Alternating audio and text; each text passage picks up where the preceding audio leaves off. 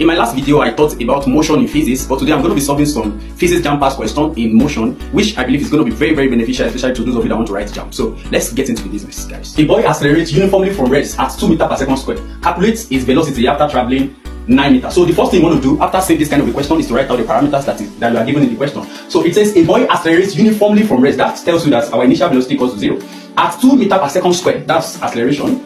2 meters per second squared. So calculate his velocity, that's final velocity is unknown, after traveling 9 meters.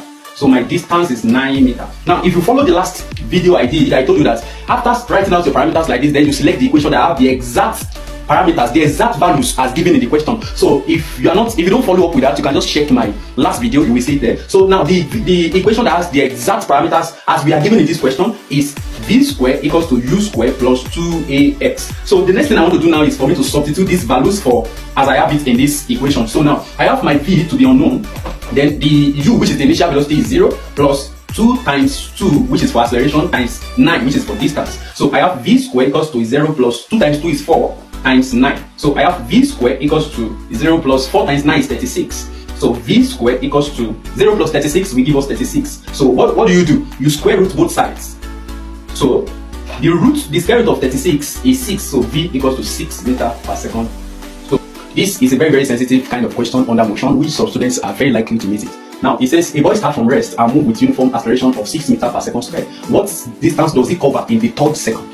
Now, when you see this kind of a question, the first place you are likely to miss it is this in the third second. In the third second does not mean that the distance equals to 3. Now, the third second simply means that the distance or the difference between the second and the third second. So that means that you will first find your distance covered for the second and for the third second, then you find the difference. Now look at how I'll do it. It said a boy starts from rest, initial velocity equals to 0, and move with uniform acceleration of 6 meters per second squared. Acceleration is 6 meters per second squared. So it said what distance does he cover in the third second? So distance is unknown, but time will be 2 seconds. Now, which formula are we going to use for this? Which of the equation are we going to use? So it's going to be x equals to ut plus half at squared. So now we have our x to be unknown. U is 0 times t is 2 plus half times a, which is 6, times t squared, which is 2 squared. So I have x equals to 0 plus 3 times 4. 3 times 4 is 12. So x equals to 0 plus 12 will give you 12 meters. So that's the first one. Now the second thing you have to do now is that you have to calculate for the second. Now, having it in mind now that we have calculated our second to be 12 meters, the next thing you want to do now is to calculate for the third second. Right? So now let's keep that here. S equals to 12 meters for our second. That's t equals to 2. So now let's calculate for the third second where t equals to 3.